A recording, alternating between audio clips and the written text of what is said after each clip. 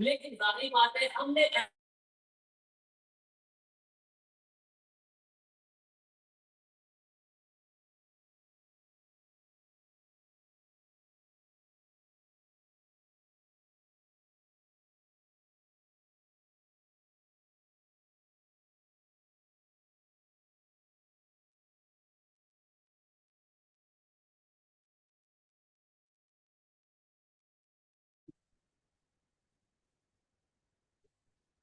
Hare Krishna, dear devotees. Thank you so much for joining. So we'll get started with the prayers. Om Namo Bhagavate Vasudevaya. Om Namo Bhagavate Vasudevaya. Om Namo Bhagavate Vasudevaya. नारायणं नमस्कृत्यं नरं चैव नरोत्तमं देवीं सरस्वतीं व्यासं ततो जयमुदीरये नष्टप्रायेषु अभद्रेषु नित्यं भागवत सेवया भगवती उत्तमश्लोके भक्तिर्भवति नैष्ठिकी कृष्णाय वासुदेवाय देवकी नन्दनाय च नन्दगोपकुमाराय गोविन्दाय नमो नमः। ॐ अज्ञानतिमिरन्धस्य ज्ञानाञ्जनशलाकया चक्षुरुन्मिलितं येन तस्मै श्रीगुरुवे नमः। श्रीचैतन्यमनोभीष्टं स्थापितं येन भूतले स्वयं रूप कदा मह्यं ददाति स्वपदान्तिकम्। नमो विष्णुपदाय कृष्णप्रस्थाय भूतले श्रीमते भक्तिवेदान्त स्वामिनिति नामिने नमस्ते सारस्वते देवे गौरवाणी प्रचारिणे निर्विशेष शून्यवादी पाश्चात्य देशतारिणे वाञ्छाकल्पतरुभ्यश्च कृपा सिन्धुभ्येव च पतितानां पावनेभ्यो वैष्णवेभ्यो नमो नमः। जय श्री कृष्ण चैतन्य प्रभु नित्यानंद श्री अद्वैत गदाधर शिवास आदि गौर भक्त वृंद। हरे कृष्ण कृष्ण कृष्ण हरे हरे, हरे राम राम राम हरे हरे। गुरुवे गौरचंद्राय राधिकाय तदालय कृष्णाय कृष्ण भक्ताय तद्भक्ताय नमः। मुखं करोति वाचालं पङ्गुं लङ्घयते गिरिं यत्कृपातमहं वन्दे श्रीगुरुदीनतारिणं परमानन्दमाधवं श्रीकृष्णचैतन्येश्वरम्।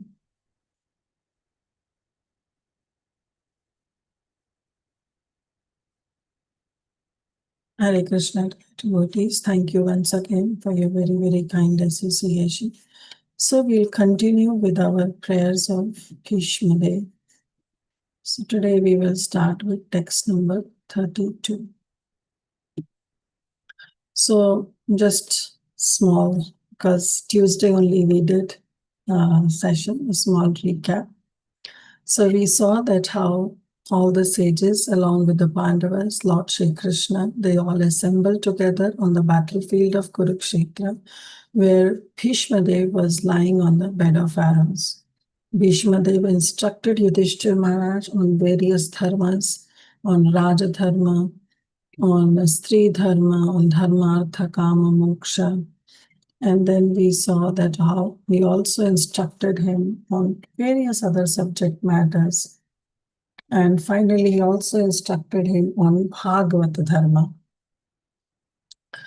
While instructing rather, Bhishma Dev understood that Uttarayan has arrived. That means the auspicious moment has been arrived. And what is Uttarayan? When the sun enters into the northern hemisphere. So when he understood that Uttarayan has arrived, when the sun has entered into the northern hemisphere, and that moment is very auspicious, and it has been desired by all the yogis who leave their body at their will, means Chanda Mrityu, those who have Ichha Mrityu. They can leave their body the way they want. So that time had arrived, and finally, Bhishma Dev, what he did, he withdrew his mind from all the other subject matters, And then he fixed his mind onto Lord Shri Krishna, whom he saw standing right in front of him in four-handed forms in Chaturbhuja, wearing yellow garments, dressed in yellow garments. And as soon as Bhishma Dev fixed his mind um, onto Lord Shri Krishna, who was standing right in front of him, he was relieved of all the physical pains. He was freed from all the inauspiciousness. Why physical pains? Because he was on the bed of arrows. He stopped his external senses, and then finally he prayed to the Supreme Lord. So from today onwards, we will be starting these prayers of Bhishma Dev. 1 minute.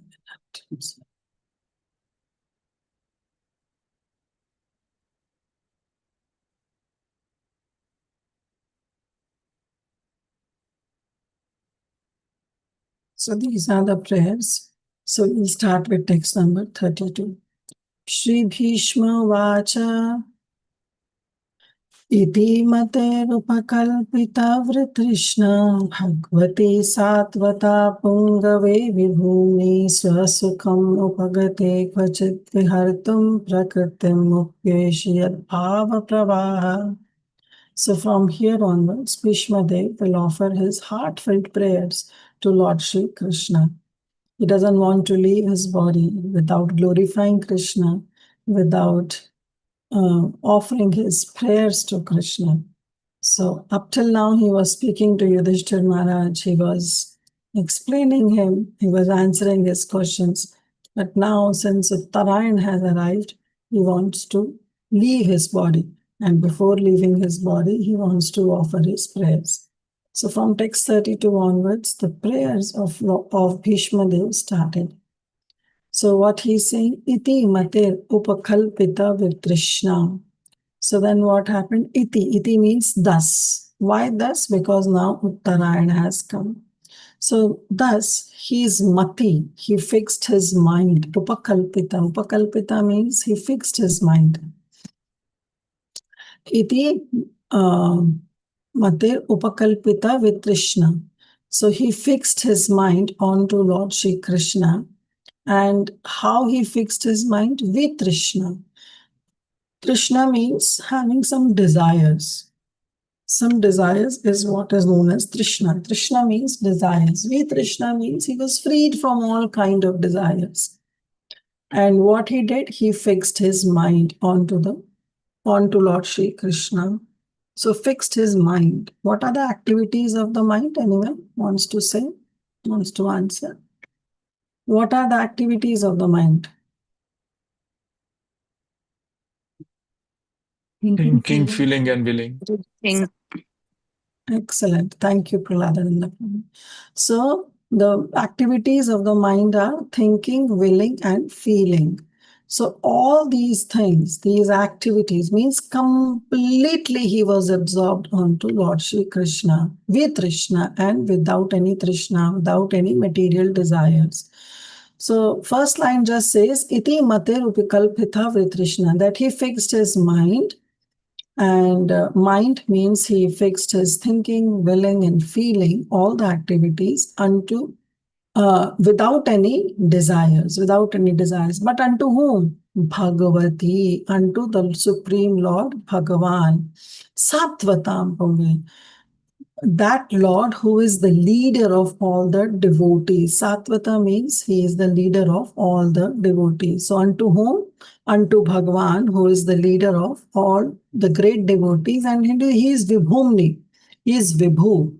So we all are conditioned entities, living entities. We are Anu, but the Lord is Vibhu. He is great. And then he Vihartum. Then Vibhumni, he is great, who is the leader of the devotees. He is Swayam Bhagavan. So onto him, he fixed his mind without any desires. Then that Lord who is Vihartum means he moves around, or you can say who appears in this world. Kvachit, sometimes. For what? Swasukham upagate. He appears for what? Yes, external reasons may be many, because he wants to protect his devotees, he wants to annihilate the miscreants, dharma samsthapnarthaya, he wants to establish dharma. But he says, Swasukham upagate. He appeared in the world sometimes. And for what? For his transcendental happiness. Swasukham. That happiness that he derives with his own intimate devotees. So, to experience that transcendental happiness with his own personal devotees, intimate devotees like Pandavas and Yadavas, he appeared in this world. So, this is the Vihartum Kvachit Swasukham Upagate. He comes sometimes, Kvachit, he sometimes comes just to experience the bliss or to exchange the rasas with his own devotees, Swasukham, and with that he experienced great happiness. Now, this is the primary reason for what Lord comes. But Bhishma Dev also says, Prakriti Mupayeshi Yad Bhava Prabhavaha. This is the secondary reason or quality of the Supreme Lord Bhagavan. What is that? That you accept Maya, Prakritim, you accept Maya by glancing on Mahat Tattva, which creates, annihilates the universes, and in your Purusha Avatara's form. So what is the primary quality of Lord's experience? The primary thing is to experience Swasukham Upagate, to experience that bliss with his intimate devotees like Pandavas and Yadavas. But the secondary reason is that you also accept Maya. How? Does Krishna accept Maya directly? No, through his glance. Through his glance, when he glances on Mahat Tattva, he annihilates the universes in his manifestation as Purusha Avataras.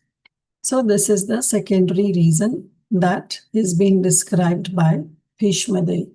So here are some things we have to understand. Let's spend some time on this. So Bhishma Dev now, at the fag end of his life, now he is offering his thoughts unto the Supreme Lord. He said that before leaving this body, I want to give you some gift. So Bhishma Dev wants to gift something to Lord Shri Krishna. But in this material world, from this Bhautik Jagat, what can you give? This world is full of dukkhalayam. It is a place of dukkha. It is a place of miseries. It is the abode of ego, ahankar, and of course mamata, possessiveness.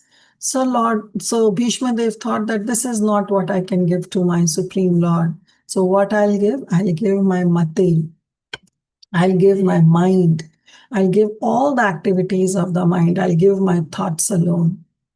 But again, the Lord can say, oh, Bhishma Dev, you want to give your thoughts, you want to give me something, you want to, but there is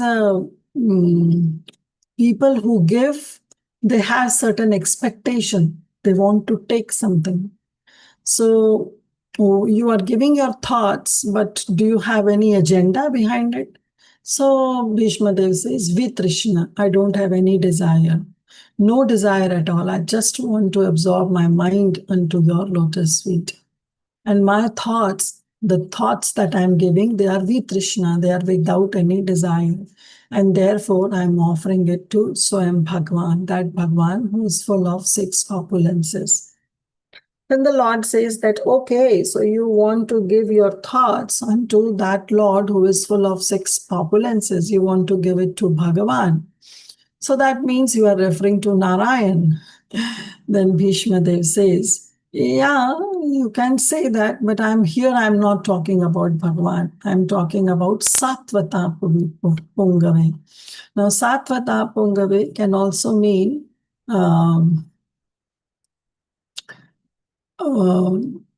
Satvatam Pungave. Yes, he is the best of the devotees. He is the greatest Vibhu of all the devotees. But at the same time, Bhishma Dev, Vishwanath Chakravarti Thakur brings up this point that Bhishma Dev wants to be very specific onto the word Bhagavan.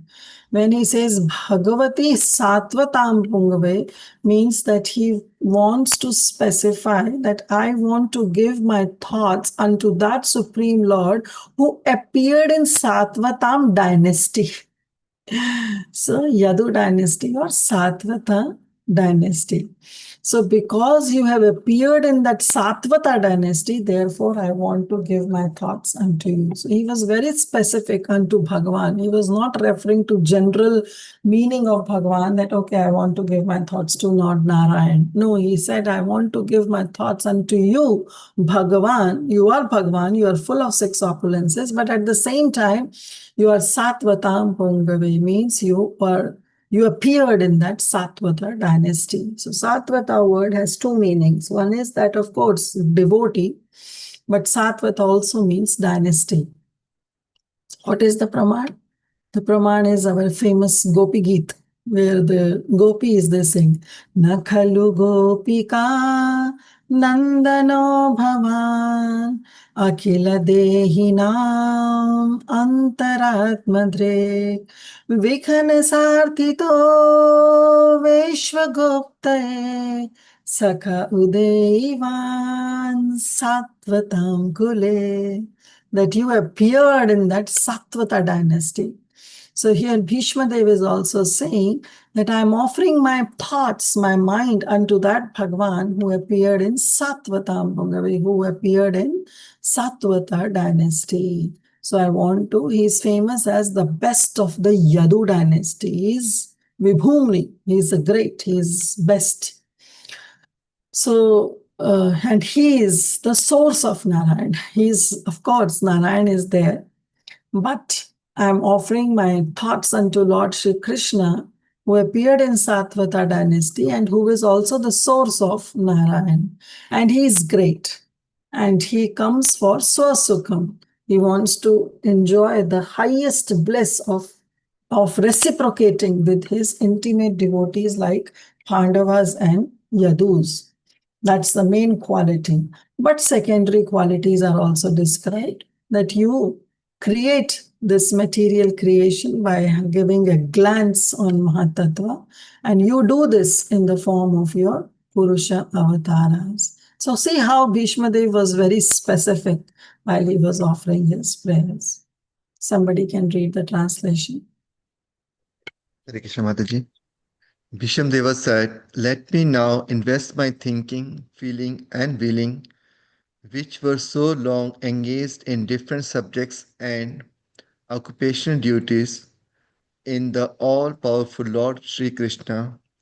He is always self-satisfied, but sometimes, being the leader of the devotees, he enjoys transcendental pleasure by descending to the material world, although from him only the material world is created. Hare Krishna. He should pray. So he gives primary reason and the secondary reason also of the Supreme Lord appearance. But the main point is that he was investing his thinking, feeling, and willing, the activities of the mind, his mati unto Lord Sri Krishna. In purport, Prabhupada says, because Bhishma Dev was a statesman, the head of the Kuru dynasty, a general leader, the leader of the Kshatriyas, his mind was strewn over so many subjects. So he retracted his mind from all those subjects, and his thinking, willing, feeling were engaged in different matters. So now he has retracted them from all those sense objects, and he has focused on to Lord Shri Krishna. He wanted to invest all powers of his mind entirely on the Supreme Being, Lord Krishna. Here it is described as the leader of the devotee, Satvata Purve, who is described Lord Shri Krishna, who is Vibhu, all-powerful, great. Although Lord Krishna is the original personality of Godhead, he himself descends on this earth for what? To bestow upon his pure devotees the boon of devotional service. Sometimes he descends as Krishna, sometimes as Lord Chaitanya. Pure devotees of the Lord have no other desire. They are Vitrishna, other than the service of the Lord, and therefore they are known as Satvata. And the Lord of the chief of, he is also the chief amongst the Sattvatas. That means Satvata dynasty. Bhishmadev therefore had no desires. Unless one is purified from all sorts of material desires, the Lord does not become one's leader. Or if you really want that the Lord should take over the charge of our life, like he took over the charge of Arjuna's chariot, and he became his charioteer. How it is possible? When our mind is purified, when we are purified from all sorts of material desires. Only then we can invite the Lord to take over the charge of our life. Desires cannot be wiped out. Nobody can. What happened? Desires cannot be wiped out, but they can only be purified. So this also we learn from Bhagavad Gita, that we can never be desireless. Soul is not an inert matter. We definitely will have desires. So what we have to do? We have to purify our desires. From material desires, we should have spiritual desires. And spiritual desires is to see Lord Krishna, to have intimate association with the Lord, with Lord Shri Krishna, to serve Lord Krishna in various rasas. So these are all spiritual desires, to have association of his pure devotees, because devotees are non-different from Lord Shri Krishna, the pure devotees. So desires cannot be wiped off, but they can only be purified. And Krishna says in Bhagavad Gita that the Lord himself gives his instruction within the heart of a devotee who is always engaged in the service of the Lord. Tesham satata yuktana bhajatam priti purvakam jadami buddhi yogam tam yena mam upayanti te. Krishna says, I give that right intelligence so that devotees can come unto me. So such instructions is given not for material purpose, but for going home back to Godhead. For ordinary man, one wants to lord it over material nature, and the Lord only sanctions and becomes the witness of the activities. So till the time we are having some material desires, the Lord will be there as Paramatma, along with us. In every species that we take birth, the Lord will be there. But when we are having that material desires to enjoy separately from Krishna, the Lord who is sitting as Paramatma, he has only two functions to do, Upadrishta and Anumanta. He just sanctions and he becomes the witness of our activities. But the moment our desires are purified, the moment our desires are wiped off, and we invite Lord Shri Krishna to take the charge of our life, then the Lord comes within the heart of his devotees, who is already there, but he is awakened. He is in dormant condition. But then when we awaken the Lord by chanting, by focusing our mind onto Lord Shri Krishna, then the Lord guides us. Tadami buddhi yogam tam. He gives the right intelligence by which we can go back to Krishna. That is the difference of dealings with the Lord with different devotees, non-devotees and devotees. So with devotees, the Lord gives the intelligence, and with non-devotees, he is simply sitting in a dormant condition as Paramatma and has only two functions, Anumanta and Upadrishta. That means he is simply a overseer and he is the sanctioner of all the activities. The devotees are above the material goodness and badness, and they are progressive on the path of transcendence. The devotees also know Shri Krishna as original Lord Narayan, because Lord Krishna, by his plenary portion, appears as Karanadakshayi Vishnu. So Bhishmadev knew this. When Krishna would have asked, so you want to focus on your mind onto the Supreme Lord Bhagavan, so you mean to say Narayan? Then he says, no, it's not about Narayan, but I want to fix on the Satvatam Kule, that who appears in Satvata dynasty. Why? Because you are the source of Narayan. So Bhishmadev knew this very well. So Prabhupada is also saying the Lord, or the devotees know that who is Sri Krishna, who is Lord Narayan, and how he comes as Karnadakshayi Vishnu, and how he glances and entire material world is created. So the Lord appears out of his own will. He is not forced by the conditions of material nature. We are forced to enter into the semen of a father, and through that to enter into the womb of a mother. We are forced. We conditioned living entities are forced. But the Lord is not forced. He comes at his own swam, his own supreme will. Sambhavami Atmamayaya. He comes by his own supreme will with the help of his internal energy. Therefore, he is known as Vibhu, he is known as great. And we are known as Anu, for he is never conditioned by the laws of material nature. And Bhishma Dev knew this very well. So he continues his prayer now. Yes, Swadamini Mataji, you have question. Yes, Mataji. Hare Krishna, Mataji. Dhanyavad pranam. Mataji, just now you told that Vishmadev did not want to see Narayan, he wanted to see Krishna, Satvatam Kule. So, that Krishna is Dwarka Krishna, Mataji. I thought Chaturbhuj Vishnu is Narayan only. Yeah, Chaturbhuj Krishna is Narayan, but he was saying Krishna in the form of four-handed form.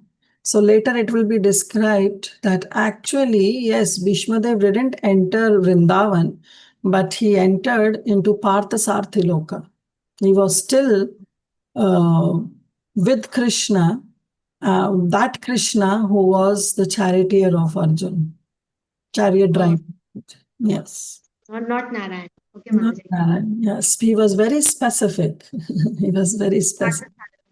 Okay. Yeah, I want to focus on Parthasarthi or Parthasakha. Okay, Mataji. Thank you, sir. Yes, Madhuramai Mataji. Hare Krishna Mataji, Dhanyavad pranam. Bhishma Suti is so beautiful and it's very close to my heart also. Right. So if with your permission, can I recite the next one? But I sing in a different meter. I don't know if it Oh, is sure, right or not. Mataji. I would love that. Please go ahead. त्रिभुवनकमनं तमालवर्णं रविकरगौरवराम्बरं दधाने वपुरलकुलव्रताननाब्जं विजयसखेरतिरस्तु may नवद्या. Hare Krishna Mataji. Very beautiful. Thank you, Madhuramai Mataji. You can continue. Yes, Divyangi Mataji, you have raised your hand. Hare Krishna Mataji, I have a question about the previous verse, Mataji. Yeah. So, like when Krishna was referred to be like to the Satvata dynasty, so some places he's referred to being from the Yadu dynasty, some places Vrishni, and some places Satvatam. So I was wondering like how, like because three dynasties are being referred to, so like how are these three are attributed to Lord Krishna? Are they like dynasty within dynasty or like sub clans or something like that? It's the same, Mataji. Vrishni dynasty, Yadu dynasty, Satvata dynasty. It's the same. Okay, Mataji, they're all like different words for the same dynasty? Yes, as far as I understand. Okay, Mataji. Okay. Thank you, Mataji. Thank you, Mataji. Okay, so we'll continue. Thank you, Madhuramai Mataji. So Mataji, now it says, sorry, Mataji. So are they like different kings in that line? The different kings that are named in that line? Like Raghu, Dashrath, like that? Is that how it is? as far as I know, yes, but let me see if you want. 1 minute.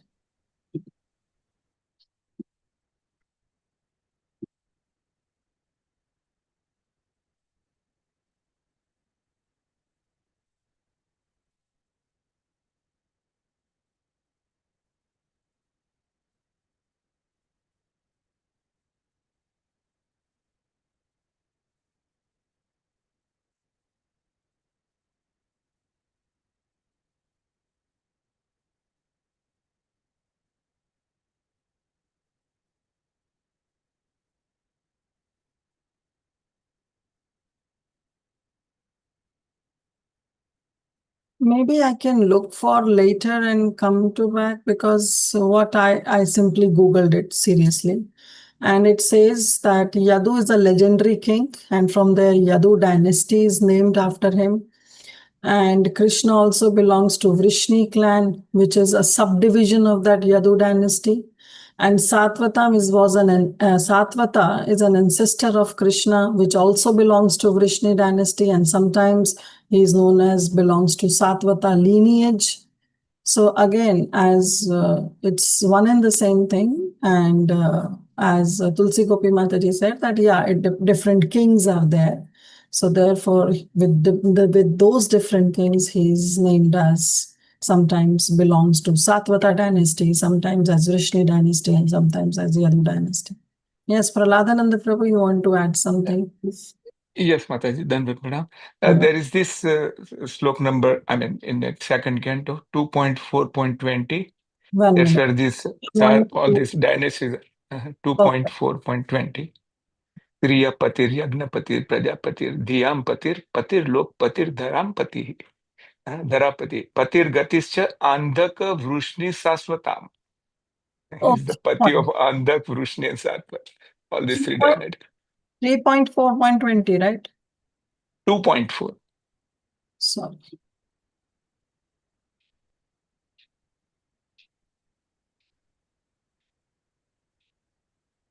श्रियापति प्रज्ञापति Prajapati धियंपति Lokpati धरापति पतिर्गति छंदका Vishnu सात्वताम प्रसिद्धतम मे भगवान सताम पति. The protector and the glory of all the kings, like Andhaka and Vrishni of the Yadu dynasty, the husband of the protector of all the services, a controller, then the proprietor of the supreme incarnation, be merciful. Yeah, so it's the same, right? Yes, the same. These three dynasties are mentioned here. Andhaka, Vrushni, and Satvata. And Lord Krishna is a pati of all of it. That's how he is praying here. Lord Krishna is the husband of all this. So I was just referring to those three dynasties mentioned in this slok. Andhaka, Vrishni, and Yadu dynasty. Thank you, Prabhu. Thank you for that. Hare Krishna. Okay, so we'll go ahead with text 33, where Bhishma Dev is continuing his prayers. So thank you, Madurai Mataji, for singing so nicely. So he says, Tribhuvana Kamana Tamala Varanam. Tribhuvana. Tribhuvana means the three planetary systems.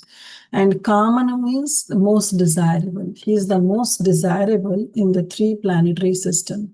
Who is most desirable? That Lord Shri Krishna. Who is Tamal Varanam? Who is bluish like Tamal tree.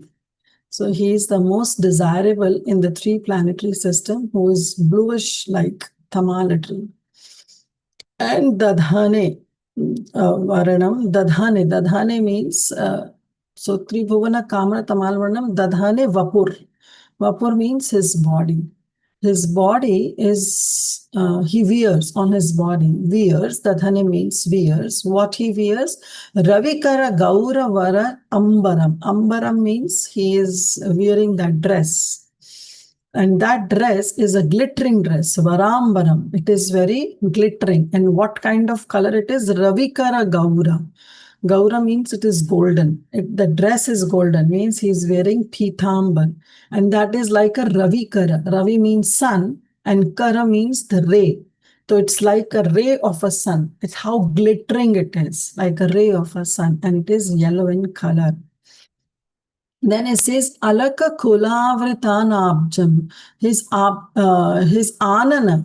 Anana means his face is like Abjam, is like a lotus face. And that lotus face is Avrita. Avrita means it is covered. It is covered by what? Alaka Kula. Alaka means the locks of black hair. So his Anand, his face is covered by the lock of black hairs. Kula means the group. So it's not a one lock of hair, but many locks of hairs are covering his beautiful face, like lotus-like face. Alaka Kula Avritan Abjan is Anand. His face is, that is lotus face. It is Avrita. It is covered by the group of black lock hairs, like Alaka. Alaka means the, you say Alaka Kapolam. Alaka means the some part of beautiful hairs that are falling on Kapolam, on the cheek. So here also the same meaning. Alaka Kula Avrita Ananabjan. His Anan, his face, which is lotus, is being covered by the locks of hairs. Vijay Sakha Ratirastu me Navadya, without any desires. Navadya means without any desires, without any fruitive desires. Let my rati, let my attraction, let my affection be towards Lord Shri Krishna, who is Vijaya Sakha, who is like a, who is the friend of Arjuna. So without any desires, let my attraction be fixed upon that friend of Arjuna. Yes, Tulsi Gopi Mataji. Mataji, I was looking at the verses for memorization, and this is there for memorization, and I was trying to figure out the meter today only. So can one request, can Madhurya Mai Mataji record it and send it in the WhatsApp group? Sure, Mataji. So this is the verse for memorization? Yes, it is Yes, in the... Oh, Yes, Mataji. okay. yes, Maybe Mataji. you all 2-3 devotees can take turns. Of course, Madurai Mai Mataji, if you want, you can please send it on the group. Record it and send it. Okay? Sure, Mataji. Yes, Sadamni Mataji, you want to recite? Yes, Mataji. I heard it in Amananda Prabhuji's class. Can I recite, Mataji? Go ahead. त्रिभुवनकमनं कमलवर्णं रविकरगोरवराम्बरं दधाने वपुरलककुलावृताननाब्जं विजयसखेरतिरस्तु may नवद्या. Hare Krishna.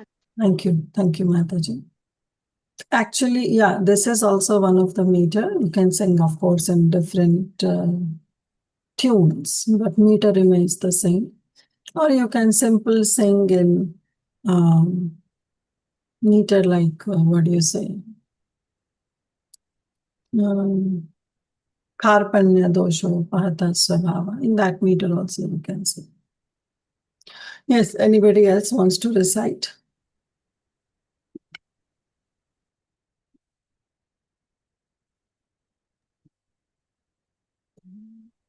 Anybody else wants to recite? Tulsi Gopi Mataji. Yeah. Divyangi Mataji, go ahead. त्रिभुवनकमलं कमालवर्णं रविकरगौरवराम्बरं ददाने वपुरलककुलावृताननाब्जं विजयसखेरतिरास्तु may नवद्या. Thank you, Mataji. Thank you, Mataji. Yes, Tulsi Gopi Mataji. I can try, Mataji. Yeah, go. त्रिभुवनकमनं तमालवर्णं रविकरगौरवराम्बरं दधाने वपुरलककलावृताननाब्जं विजयसखेरतिरस्तु may नवद्या. Yes, thank you, Mataji. Yes, Nisha Mataji, go ahead. Hare Krishna, Mataji. Mataji, can I try the Karpanya meter? Yes, please go ahead, Mataji. Tribhuvana kamanam tamala varanam ravi karagora vara ambaram dadhane vapuralaka kulara tanannam pajam vijaya sapiratir astu me navadya. Thank you, Mataji. Hare Krishna. So, somebody can read the translation. Now, what we did is that his alaka kola avritana abjam, that his face was covered by the alaka, by the locks of hairs. But Prabhupada writes alaka kola avrata is covered with the paintings of sandalwood pulp. Now, I was not able to get the reference that from where this sandalwood pulp is coming. Of course, now this must be Prabhupada's Samadhi meaning, what he has written. But Jiva Goswami and Vishwanath Chakravarti Thakur gives the meaning that how his face was covered by the locks of hairs. But the point is, of course, we cannot say that Prabhupada was wrong. In his Samadhi Dasha, he is writing at how his face is also covered by the sandalwood paint, like beautiful paintings are being drawn on the face of Lord Shri Krishna. Yes, somebody can read the translation. Sri Krishna is the intimate friend of Arjuna. He has appeared on this earth in his transcendental body, which resembles the bluish color of the tamala tree. His body attracts everyone in the three planetary systems, upper, middle, and lower.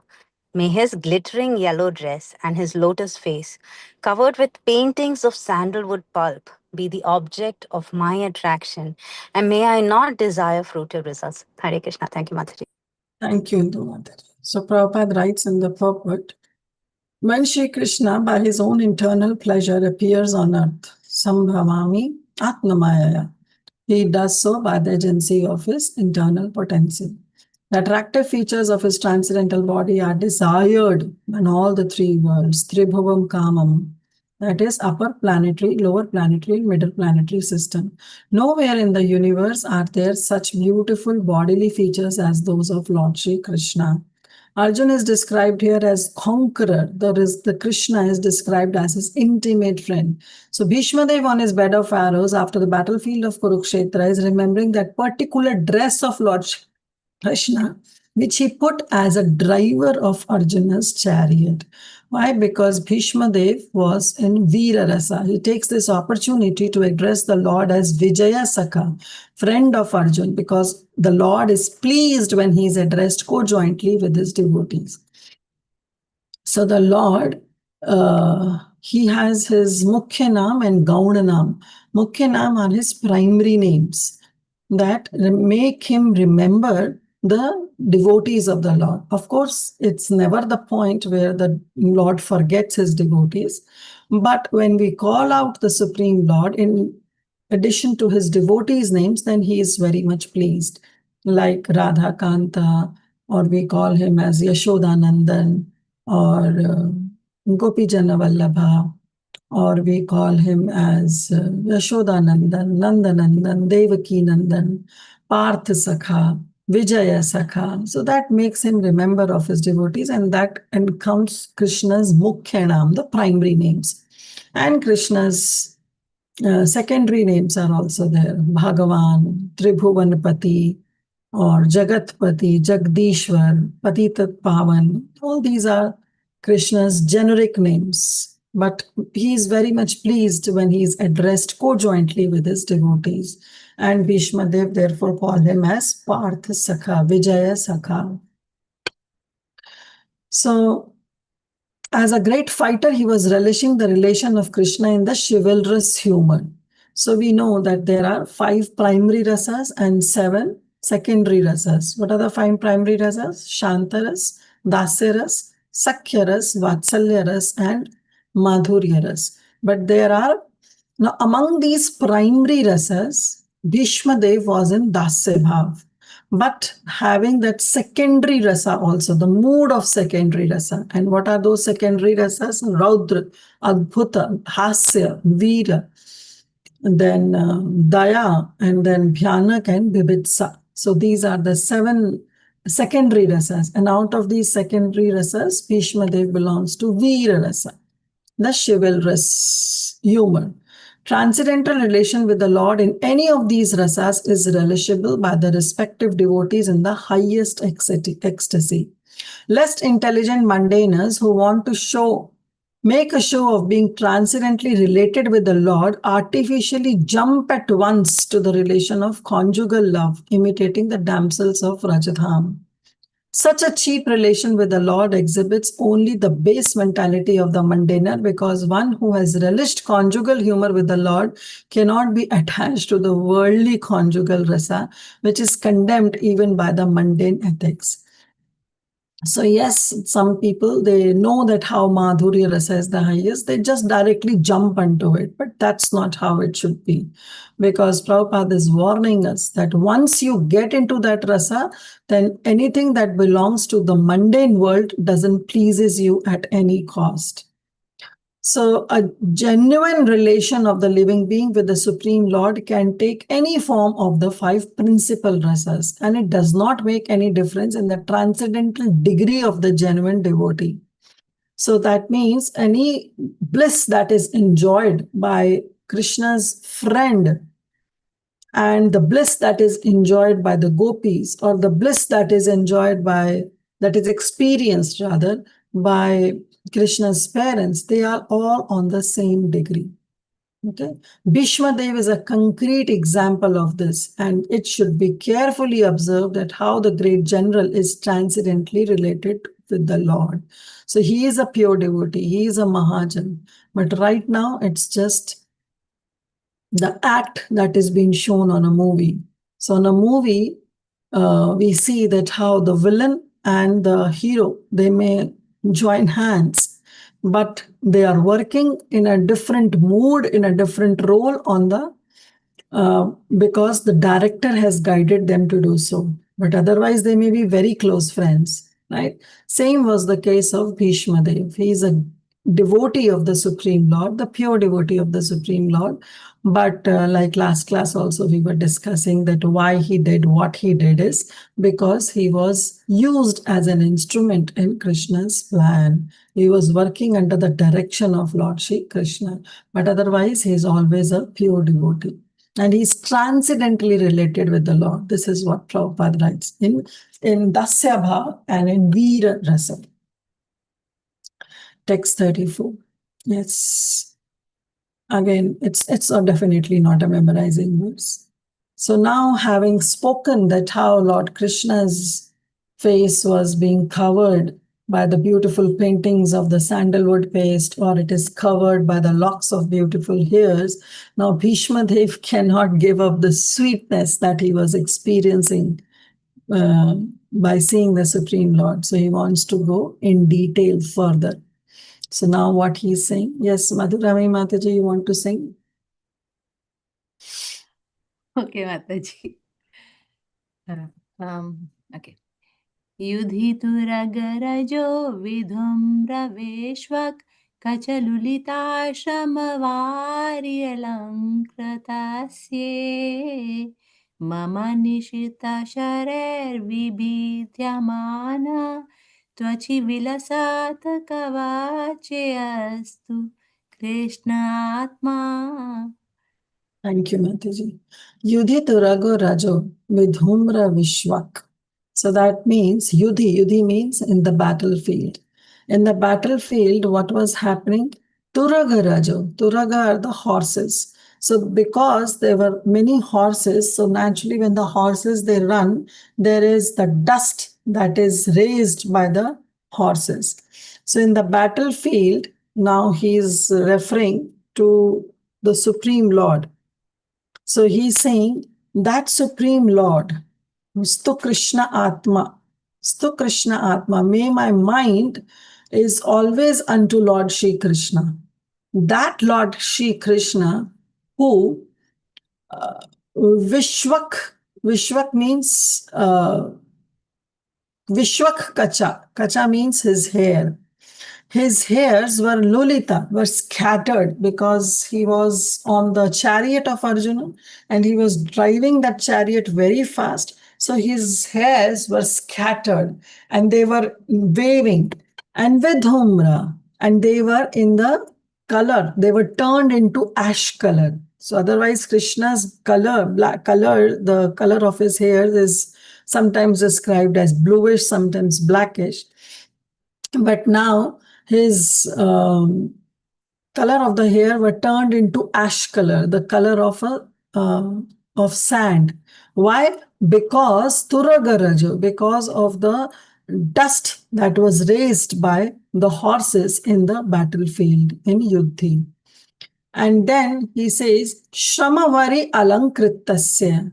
His face, asya means his face was also decorated with what? With the sweat, Shramavari, because he was working hard. He was driving Arjuna's chariot very fast. So Shramavali, because he was doing a lot of labor. So because of that, Krishna was sweating. So unto his face, his face was decorated with the drops of the sweat or perspiration. Mama Nishita Sharer. Sharer means the arrows, Share, the arrows, and that too sharp arrows. And my arrows were piercing Lord Shri Krishna's skin, Twachi. His Mama Nishita, my arrows, Bhishma Dev is saying, my arrows, my very sharp arrows, Vidyamana, were piercing Krishna's skin. And though Krishna was wearing a very, what do you say? He was wearing a kavach. He was wearing an armor. So definitely the arrows cannot pierce the armor. But still, Bhishma Dev was experiencing that how his sharp arrows were piercing Krishna's skin. So in one sense, Vishwanath Chakravarti Thakur brings up this point that Krishna and Krishna's body, they are non-different. They are all Satchidananda. Krishna's body is not made up of blood, urine, stool, bile, the body that a conditioned living entity is made up of. So when we get wounded, the blood comes out.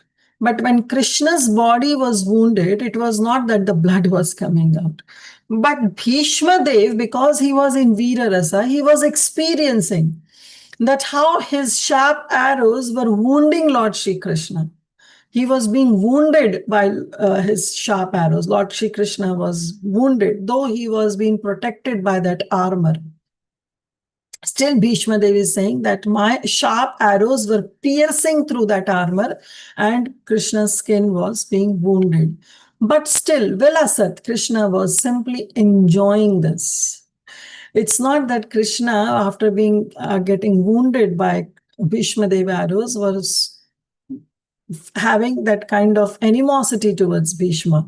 No, he was rather enjoying those arrows. Sto Krishna Atma, may my mind always run behind. Let my mind be fixed unto that Lord Shri Krishna.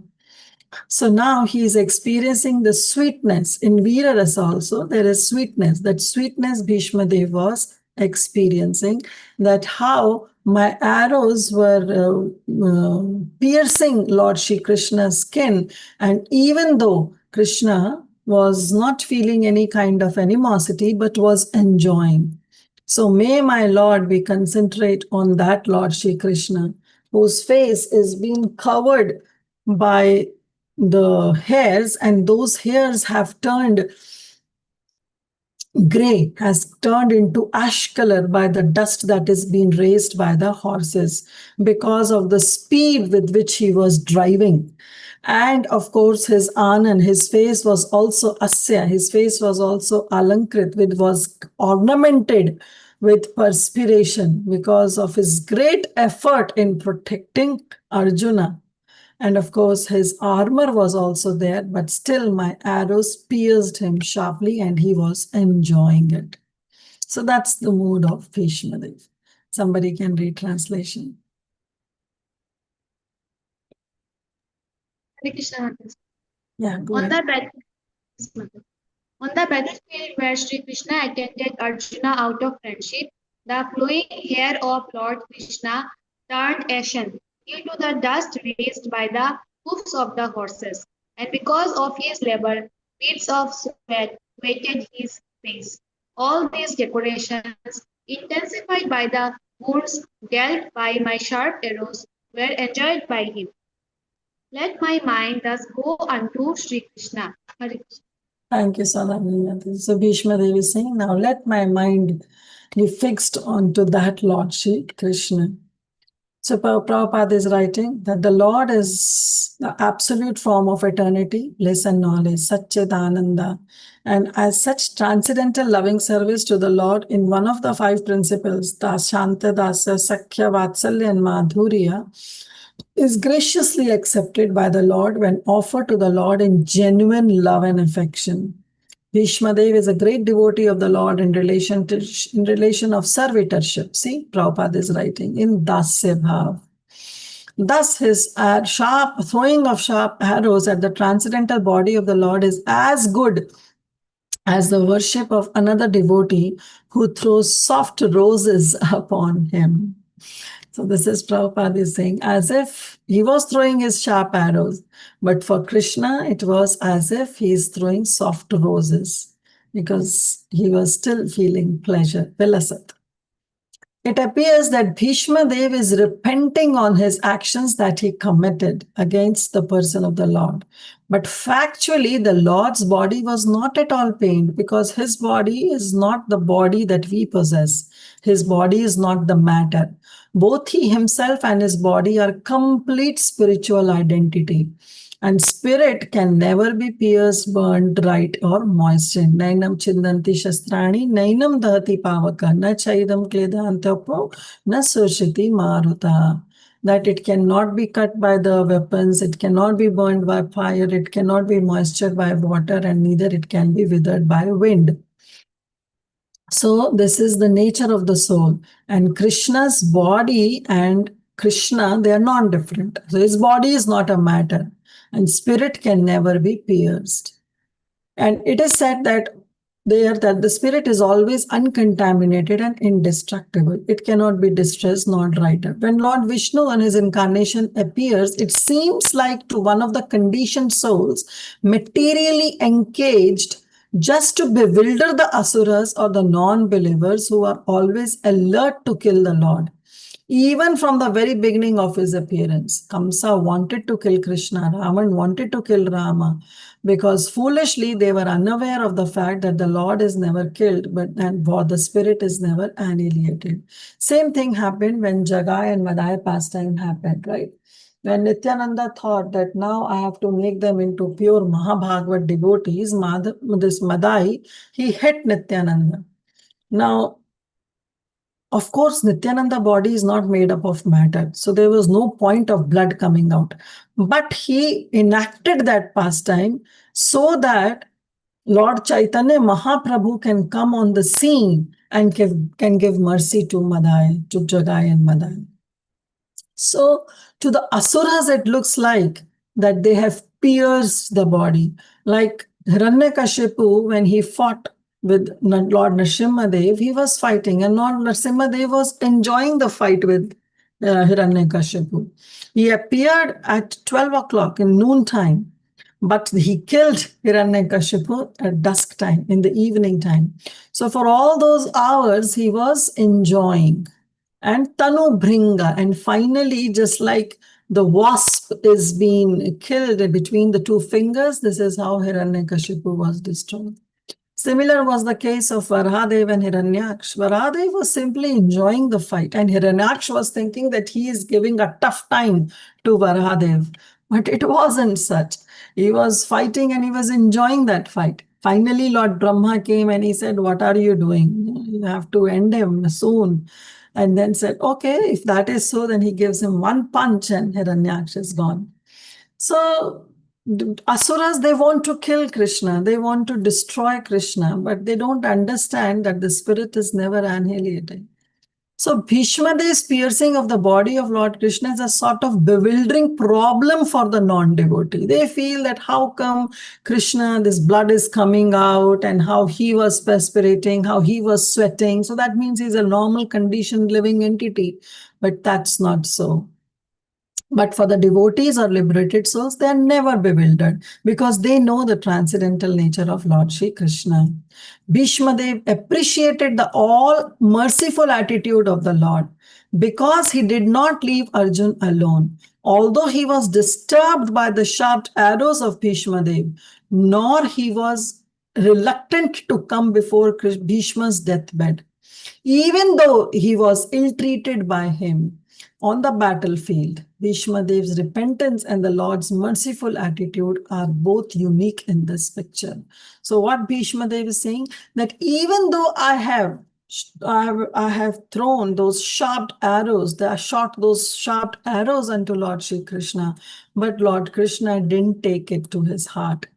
He was still merciful that he came here on the deathbed while I'm leaving this body. So this is the merciful nature of Lord Shri Krishna. Prabhupada is highlighting this. This is the merciful attitude. If somebody does to us anything, even say anything, even if we hear somebody saying something about us, we develop that feelings that how dare, and those feelings then finally comes in our thoughts and comes in our actions also. But that's not the case with the Lord. The Lord is supremely merciful. In one of the verses coming forward, we will also see that how Lord Shri Krishna is actually benefiting the enemies also. So it's both the ways that the Lord is very merciful. He is merciful to his friends, he is merciful to his enemies. Therefore, it is that the Lord is impartial. But of course, that special attention is given to the devotees. Why? Because the Lord is reciprocal. But otherwise, he doesn't develop any animosity towards anyone. Vishwanath Chakravarti Thakur, a great acharya, he writes this in this regard. He says that the wounds created on the body of the Lord by the sharpened arrows of Bhishma Dev were as pleasing to the Lord as biting of a fiancé who bites the lover's body, directed by a strong sense of sex desire. Such biting by the opposite sex is never taken as a sign of enmity, even if there is a wound on the body. Therefore, the fighting as an exchange of transcendental pleasure between the Lord and his pure devotee Shri Bhishma Dev was not at all mundane. Besides this, since the Lord's body and the Lord are identical, there was no possibility of wounds in the absolute body. The apparent wounds caused by the sharp arrows are misleading to a common man, but one who has little absolute knowledge can understand the transcendental exchange in that Veera Rasa. The Lord was perfectly happy with the wounds caused by the sharp arrows of Bhishma Dev. Therefore, the word Vibhidhyamana is very significant because the Lord's skin is not different from the Lord. Our skin is different from a soul. In our case, the word Vibhidhyamana or being bruised or cut is very much suitable, but not for the case of the Lord. But Bhishma Dev was still feeling that with his sharp arrows, Vidyadhamana, he was able to pierce the skin, Tvachi. He was able to pierce the skin of Bhishma Dev, or of Supreme Lord. That's the Bhishma Dev's experience that he was getting. Text 35. Somebody else wants to recite this verse?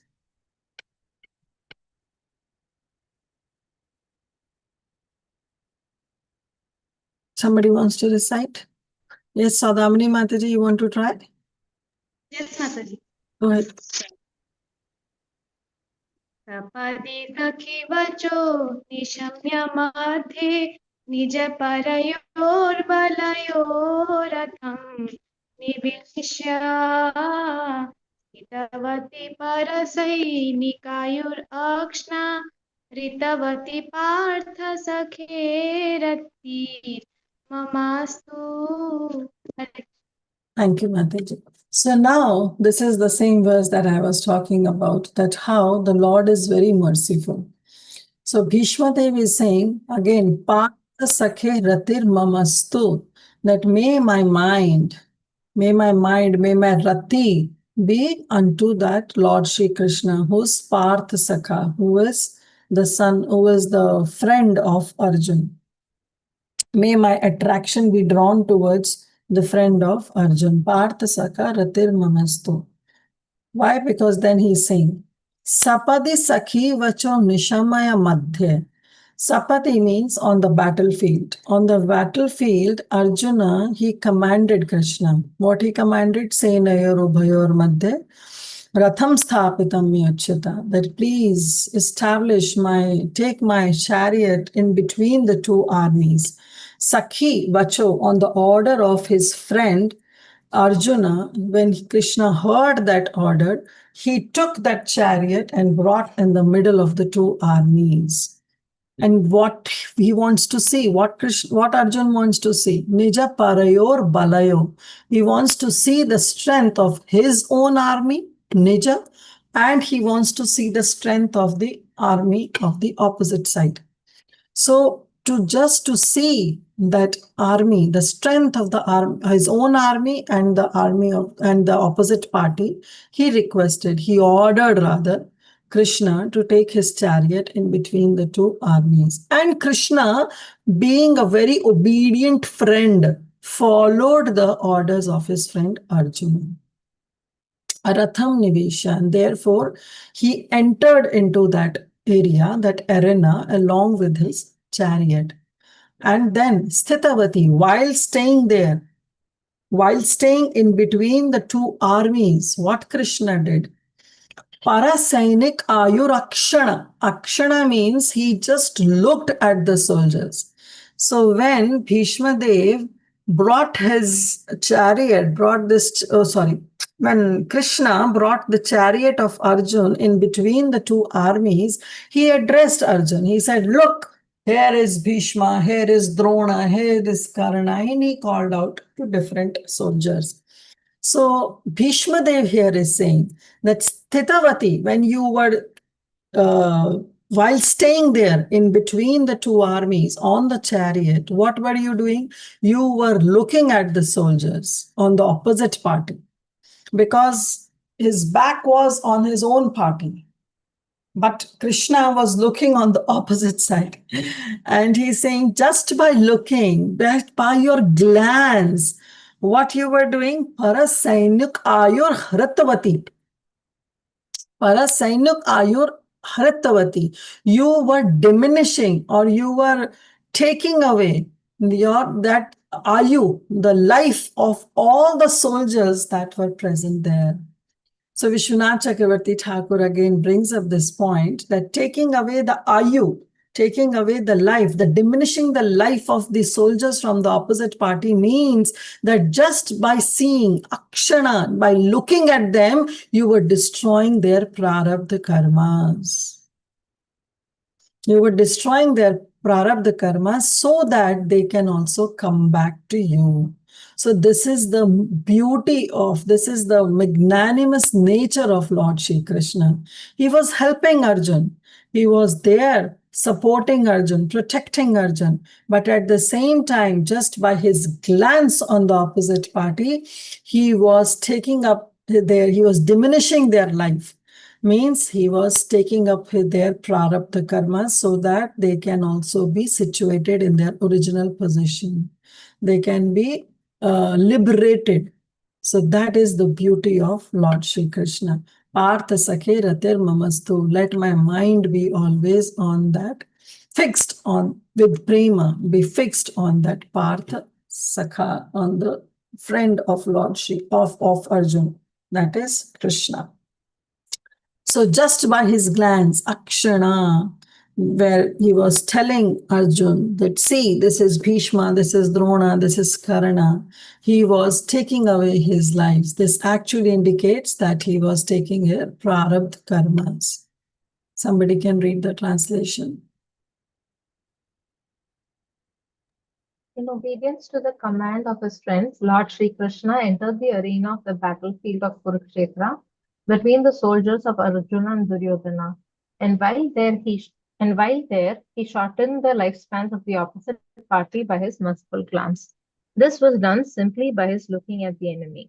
Let my mind be fixed upon that Krishna.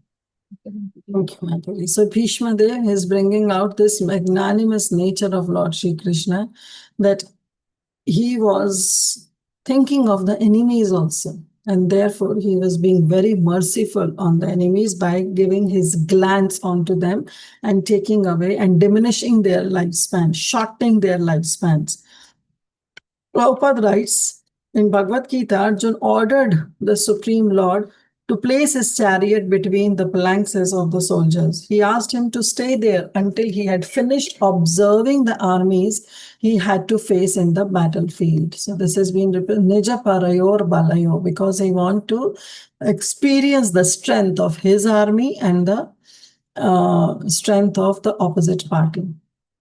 When the Lord was so vast, he immediately did so, just like an order carrier. The Lord pointed out the important men on the opposite side, saying, here is Bhishma, here is Drona, and so on. The Lord, being the supreme living being, is never the order supplier or order carrier of anyone, whoever he may be, but out of his causeless mercy and affection or his pure devotees, sometimes he carries out the order of the devotee like an awaiting servant. And by executing the order of a devotee, the Lord becomes very pleased, as a father is pleased to carry out the order of his small child. So sometimes a small child kick his or her mother, or the small child sometimes order their parents, and the parents very pleasingly, they carry out the orders of their child.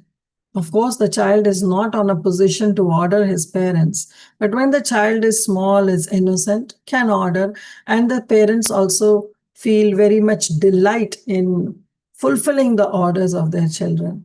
Similarly, Krishna, being very, very reciprocal, he sometimes he becomes the order carrier of his pure devotees. Now, Prabhupada is saying this is possible out of transcendental love that is there between the Lord and his devotees. And Bhishma Dev was quite aware of this fact. And therefore, he addressed the Lord as Partha Sakha, as the friend of Arjuna. The Lord diminished the duration of the life of the opposite party by his merciful glance. It is said that all the fighters who assembled on the battlefield of Kurukshetra attained salvation. They were liberated by personally seeing the Lord at the time of death. Everybody was liberated. Therefore, his diminishing the duration of Arjuna's enemy does not mean that he was partial to the cause of Arjuna. Factually, he was merciful to the opposite party also, because they would have attained salvation by dying at home in the court during the course of life. They would not have attained salvation if they would have died at home. Here was a chance to see the Lord at the time of death. Antakale chamameva smaran muktva kalevan. It was chance to see Antakala Narayan Smriti, right? So here was a chance to see the Lord at the time of death, and thus they attain salvation from material life. Therefore, the Lord is all good, and whatever he does is for everyone's good. This is, of course, Bhishma Dev has experience. But through Bhishma Dev, we all have to experience this. Lord is all good, and whatever he does is everyone's good. So it is for the benefit of everyone. Mangala Bhavana Amangala Hara. He is Mangala Bhavan. He always does auspicious things. Amangala Hari. And he takes away all inauspiciousness. So even when we feel that we have certain problems in our life, we should understand that Supreme Lord is always Mangala Bhavana. He always is a person who does auspicious things for others. Okay, he's all good, and whatever he does for everyone's good. Apparently, it was the victory of Arjuna, because he was taking the lifespan of the opposite party. So definitely it's a victory for Arjuna. But factually, it was the good for Arjuna's enemies also, because they were also getting salvation. Such are the transcendental activities of the Lord. And whoever understands this also gets salvation after quitting this material body. The Lord does no wrong in any circumstance, because he's absolute, all good at all times. This is what Prabhupada is experiencing, and he's writing. Prabhupada will always say that these purport are my transcendental ecstasies. So this has been proven here, that how Prabhupada understands the mood of the Supreme Lord. And therefore in the purport he is writing this. He's writing because Bhishma Dev was experiencing, but he's also writing so that we readers, we study, who are studying Srimad Bhagavatam, can also get the same experience. that the Lord does no wrong in any circumstances because he's good at all times. He's Mangal Bhavan. He's very auspicious. So now we'll do text number 36. Yes. Again, somebody wants to recite this verse. Please go ahead.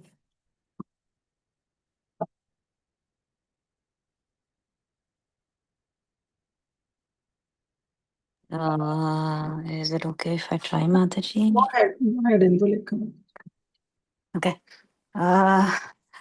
व्यवहितपृतनामुखं निरीक्ष्य स्वजनवधात् विमुखस्य दोषभूत्या कुमतिमहरदा मविद्यया शरणरति परमास्य तस्य मेस्तु. Thank you, Mataji. Thank you, Indulekha. This is very nice. So, Bhishmadev is continuing.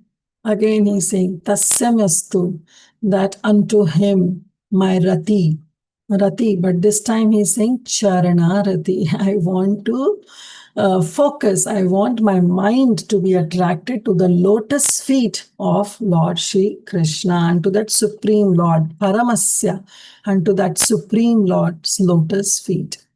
So now he's saying, Vyavahita. Vyavahita means he was separated from his army. Arjun, because he told Krishna that take my chariot between the armies, so he was somewhat separated. So he was standing at a distance. And what he was saying, he was Niriksha. Krishna was looking upon to the soldiers, to the Pratana Mukham Niriksha. He was looking at the faces of the soldiers. And Swajana, his own men. So now Bhishmadev is saying that Arjun, actually, who was standing at a distance, he was looking at the faces of the soldiers from his side, his kinsmen. He was looking at the faces of the soldiers whom he has to fight with, and of course his own Swajanas, his own soldiers. And he was, when he was looking at the opposite side of the army, Arjun, when he was looking at the opposite side of the army, Swajana, he was thinking, oh, they are my own Janas, they are my own people. And Vadad Vimukhasya, and he doesn't want to, he becomes so reluctant to kill them. Because now Arjun was experiencing that they are my Swajanas, they are my own kinsmen. So how can I kill them? I cannot kill them. And this way, what happened? Arjun developed dosha buddhya. He developed that polluted intelligence. His buddhi got polluted. Why? Because the conches were blown. In the battlefield, the commencing of the battle was announced through the blowing of the conch shells. And at that time, Arjun ordered Krishna to take his chariot between the two armies. And when he was standing separately, Vyavahita means standing at a distance from his own army. He was standing in between the two armies. There, when he was seeing the faces of the people, of the soldiers on the opposite party, he got this dosha buddhi that, oh, they are my friends, they are my own Swajanas. How can I kill them? Kumate Maharat, at that time, Krishna, he eradicated the Kumati, the wrong intelligence, the bad intelligence that Arjun was developing, the ignorance with which Arjuna's buddhi, his mind, his intelligence was covered. He eradicated that ignorance. Kumatim arad. So it says Komati. This is not the right mati. This was not the right intelligence that Arjun was developing. Oh, how can I kill my Swajanas? It was Krishna's desire, and he has to simply execute Krishna's desire. But Bhishma Dev says that when Arjun's intelligence was covered by that ignorance of not killing his Swajanas, at that time Krishna Kumatim Aharad, he eradicated the in the ignorance that was covering Arjuna's intelligence. How?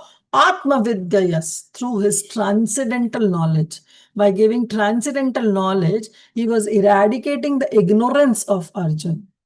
Charanarati paramasya tasyamastu. Therefore, let my mind be always on to the lotus feet of that Lord Shri Krishna, who through the transcendental knowledge eradicated the ignorance that was covering Arjuna's intelligence when Arjun developed this kumati, this dosha buddhi of not killing his swajanas on the battlefield of Kurukshetra. So this is the entire meaning. Yes, somebody can read the translation. When Arjuna was seemingly polluted by the ignorance upon observing the soldiers and commanders before him on the battlefield, the Lord eradicated his ignorance by delivering transcendental knowledge. May his lotus feet always remain the object of my attraction. Hare Krishna Mataji. Thank you, Mantaji. So this is how Bhishma Dev was praying, that may I have prema, rati, onto the charana, on the lotus feet of that Supreme Lord, who with his transcendental knowledge, he destroyed the ignorance of Arjun, or who was bewildered on seeing the opposite side of the party and finally refused to fight because he thought that they are his swajanas. So Krishna removed that ignorance. Then read this. As it was evident from the battlefield of Kurukshetra, all the executive heads of both the parties, Drona, Bhishma, Arjun, and Duryodhan, were not sleeping. All of them were actual participants in the fighting. So this is Prabhupada is just writing about what was going on. All the commanders of the parties on the battlefield of Kurukshetra were standing face to face, and Arjun saw them with great compassion and lamented that he was to kill the kinsmen on the battlefield for the sake of this empire. He was not at all afraid of the giant military phalanx. He was not coward, but he was compassionate and presented by Duryodhan. But as a merciful devotee of the Lord, renunciation of worldly things was natural for him. And thus he decided not to fight for worldly possessions. But this was kumati. This was due to his poor fund of knowledge. And therefore it is said that his intelligence became polluted. Dosh buddhi developed. His intelligence could not be polluted at any time. This is important. His intelligence cannot be polluted at any time because he was a devotee and constant companion of the Lord. Because it's clear in the 4th chapter, Bhaktosmi Sakha Cheti. Apparently, Arjuna's intelligence became polluted because otherwise there would have been no chance to deliver the teachings of Bhagavad Gita. So since Bhagavad Gita has to appear, Arjun was used as an instrument that his buddhi was polluted. His buddhi was polluted. He was input into that polluted conditioned souls. The Bhagavad Gita was delivered to the conditioned souls of the world to deliver them from the wrong conception of identifying with the body and the soul and to re-establish the soul's eternal relationship with the Supreme Lord. Atma Vidya means the transcendental knowledge of Lord himself was primarily spoken by the Lord for the benefit of all concerned in all parts of the universe. So Krishna uses everybody as the instrument in his plan. Like he used Arjun for Bhagavad Gita to come out. He uses Parikshit Maharaj for Srimad Bhagavatam to appear. So they are the pure devotees of the Lord. Bhishma Dev, they are the pure devotees of the Lord. But Krishna uses them as his instrument in his plan. Shri Krishna Chaitanya, Priya Bhakta Dware, Annena Shikshadiya Taita Prakare. That through his own devotees, he actually gives shiksha, he gives instructions to others to follow. We'll do the last verse for today, text 37, and then we'll end. Somebody can read? Somebody wants to recite?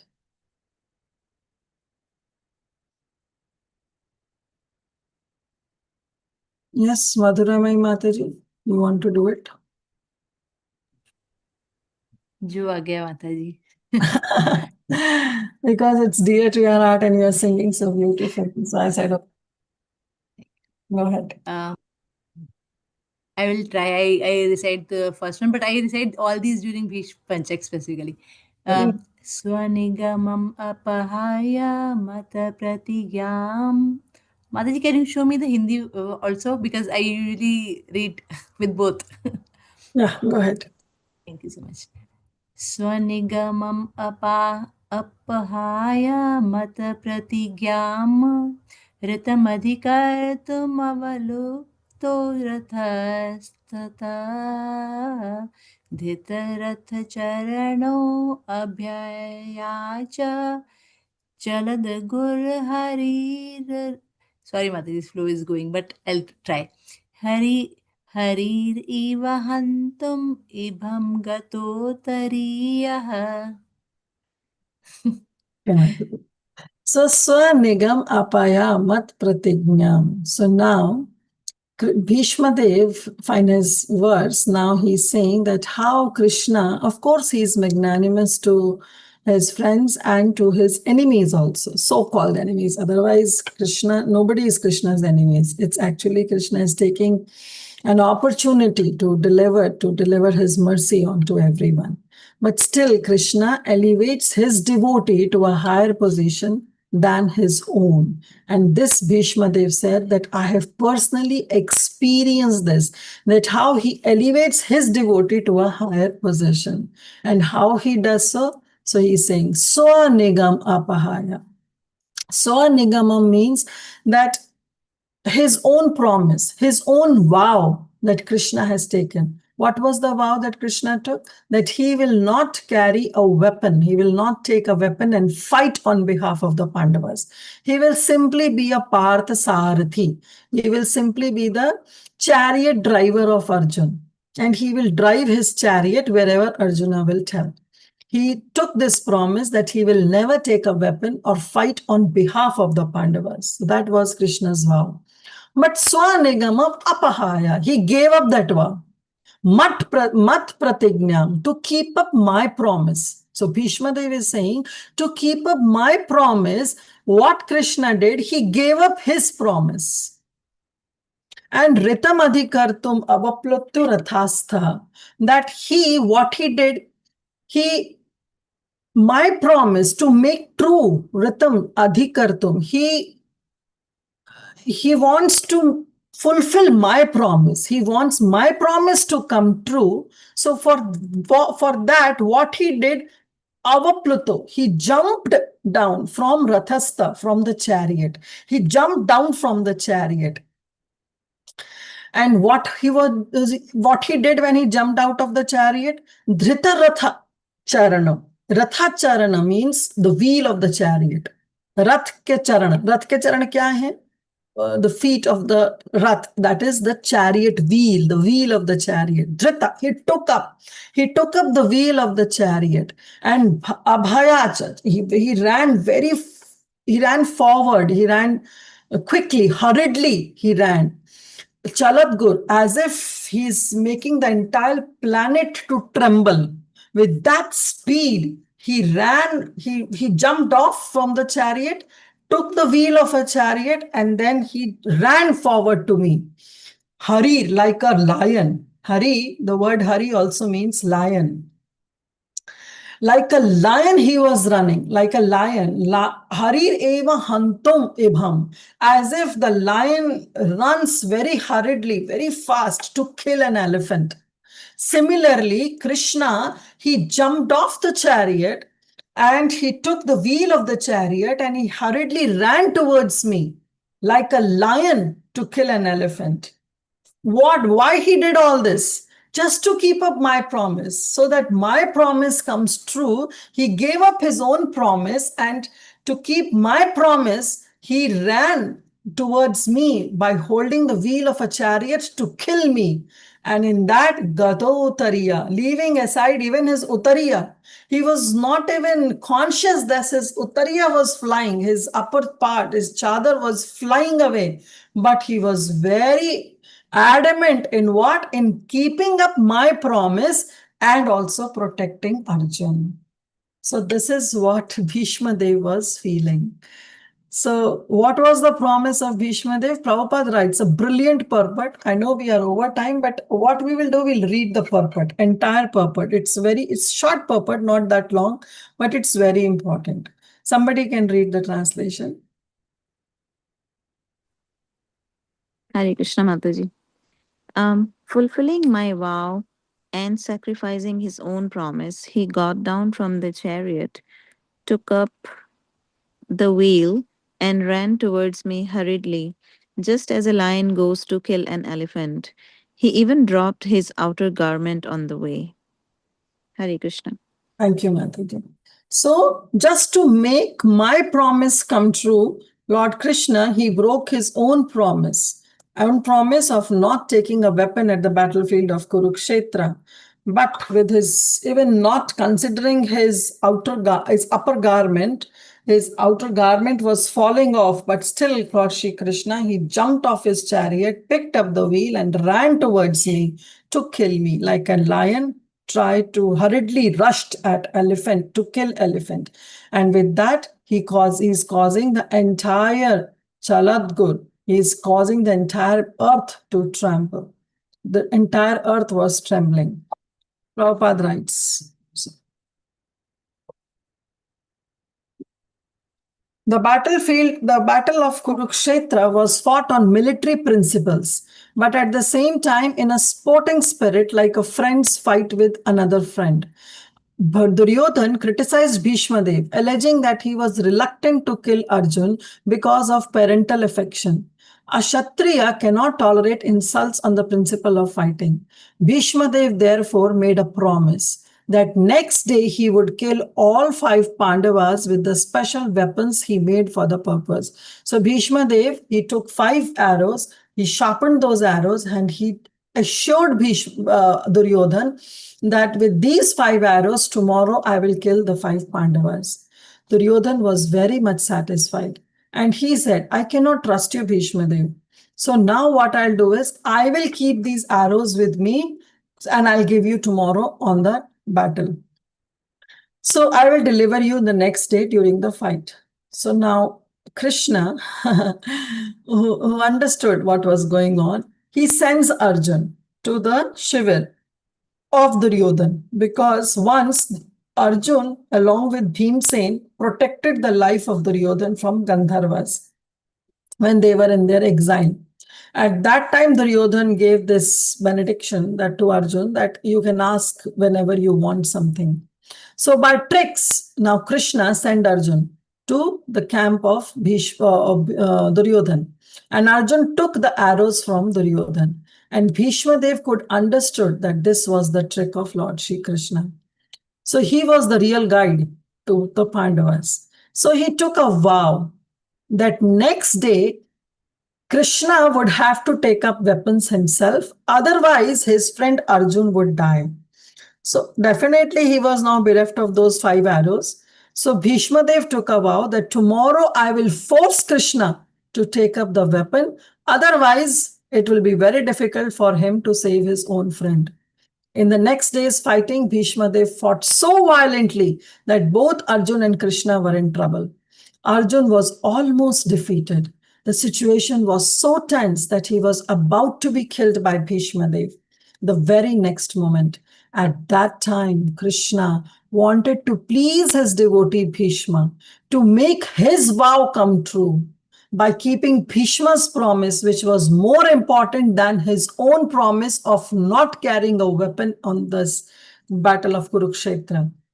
Seemingly, he broke his own promise. He promised before the beginning of the battlefield of Kurukshetra that he would remain without weapons and would not use his strength for either of the parties. But now, to protect Arjun and to keep up to the vow of Bhishma Dev, he got down from the chariot, took up the wheel of the chariot, and hurriedly rushed at Bhishma Dev in an angry mood as a lion goes to kill the elephant. He dropped his covering cloth on the way, and out of great anger, he did not know what he had dropped it. Bhishma Dev at once gave up his weapons and stood to be killed by Krishna, his beloved Lord. The fighting of the day was ended at that very moment, and Arjun was saved. Of course, there was no possibility of Arjuna's death because the Lord himself was on the chariot. But because Bhishma Dev wanted to see Krishna take up some weapon to save his friend, the Lord created this situation, making Arjuna's death appear imminent. He stood before Bhishma Dev to show him that his promise was fulfilled and that he had taken up the wheel. So Krishna, when he took up that wheel on the battlefield of Kurukshetra, because of which he is also known as Rathangapane. So that's another name. So Krishna, because of his different pastimes, he is known, like he held up Govardhan, so he's known as Giridhari. So therefore, now he is holding up to that chariot, the wheel of the chariot, to kill Bhishma Dev. So he is known as Rathangapane. So it's a very beautiful in Govindam Damodar Madhaviti, it says, right? Govinda, Govinda, Hare Murarir, Govinda, Govinda, Mukunda Krishna, Govinda, Govinda, Rathangapane, Govinda Damodar Madhaviti. So he's known as Rathangapane. So just to fulfill the desire, fulfill the promise of Bhishma Dev, Krishna took this. He created this entire situation and he took this. So again, I'll repeat, last time also we said that in Braj it is being said, Prabal Prem ke pale padke, I'm saying in Hindi, I'll translate in English. Prabal Prem ke pale padke, Prabhu ko niyam badalte dekha. Apna मान भले ही टल जाए, भक्त का मान न टलते देखा. So that's the beauty of Krishna, that falling into that strong, loving, devotional embrace of his devotee, it's been seen that the Lord changed his own rules. His honor may be at stake, but he never lets his devotee's honor be diminished at any point of time. Therefore, because of this mood that Krishna carries, he told Arjun that now you declare, Kauntaya Pratijani, Name Bhakta Pranashyati, and my devotee will never perish. Why? Because it's been seen that Krishna break his own rules, but to protect the words of his devotees, he will go to any extent possible. Apna maan bhale tal jaye, but bhakt ka maan na talte dekha. So this was the beauty of Krishna, and Bhishma Dev is remembering all this on the battlefield of Kurukshetra, where he was lying on the bed of arrows. So we'll stop here. He will continue his prayers, and that we will see on Tuesday. So thank you so much. We'll stop here. Let's see if we have any quick questions, comments, any corrections. Please go ahead.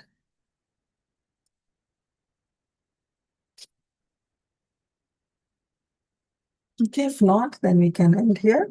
Yes, Sankari Kaur after a long time. Go ahead. Hare Krishna Mataji, please accept my most respectful obeisances at the dust of your lotus feet, and my very respectful pranams to all the Vaishnavas and Vaishnavis here. All glories to Srila Prabhupada.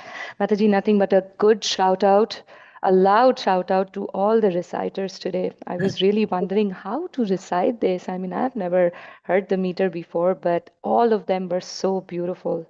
It would be really nice, Matajis, if you could just record and send it on the chat so that we could also learn and practice. So yes, Mataji, it was very, very beautiful. And as always, Mataji, the enthusiasm in your voice, it's just, so I'm attending from India. It's like early morning for me, but your voice just wakes me up and just starts my day. It just penetrates into my consciousness that, okay, this is how Krishna consciousness is practiced with so much of enthusiasm. Your day is winding up. I'm sure you must be tired, but when you come to recite the katha, every time I notice that excitement with which you share the katha. So thank you so much, Mataji, for being an example and inspiring me to carry on in my path. Hare Krishna. Thank you, Sankari Kaur Mataji. Yes, definitely. So either Saudami Mataji or Madhuriyamai Mataji can fulfill the desire of Sankari Kaur Mataji. Please record these verses and send it on the group. Okay, so anything else? We can wind up. Thank you all so much. Thank you for your participation. Thank you for your association. We will stop here and we'll continue from verse number 38 on Tuesday. And again, before anyone drops off, again, I'll let you know that in next Tuesday and next Thursday, by next Thursday, we'll finish this chapter. Then we'll take a break of 1 week, and first week of September, we'll open up for the exams. So first unit exams are coming up. Please start working on your open book exams. Start preparing for the closed book exam. And of course, your shloka memorization, text 2. I know test 1, many of you have submitted, but those who have not, kindly do that. And test 2 also have to be submitted. Now, why we are making this deadline? So that we all can be on the same pace. See, if you don't take up this deadline seriously, you will be left behind. Again, certificate is not important, but at the same time, because you have enrolled, so let's take the certificate also. There is no harm. It's an additional bonus apart from hearing Srimad Bhagavatam and relishing Srimad Bhagavatam. So please be on the pace, be with the devotees, and so that you are not left behind. Otherwise, even in Bhakti Shastri, I have seen those who procrastinate that, okay, I will do later, and we are very lenient. Even if you do later, we'll accept it. But still, I will inspire everybody and I will request everybody to be on the pace, be with the devotees, and in that way, you will be able to finish the units as they come. Okay, so take your time out and some time from your busy schedule, and then you can memorize these shlokas, send it on the group, send it on or upload it on the dashboard. If you need any help, you can approach directly to me or Preeti Vilasni Mataji. And for exams also, if you are not ready in the first week of September, then also you can text personally to us and we will take your request into consideration. Okay. So with that, we can end up here. Let's offer our obeisances to all the Vaishnavas. Vancha kalpatarubhyascha kripa sindhu bhayavacha patitanam pavanebhyo Vaishnavebhyo namo namaha. अनंत कोटि वैष्णव वृंद की जय, शिला प्रभुपाद की जय, ग्रंथ राज Shrimad Bhagavatam Bhagavatam ki jai. all the Great Shri Vasandevi Shri Mataji ki Vasandevi jai. Mataji Thank you so much, ki jai. Mataji. Hare Krishna. Beautiful class. So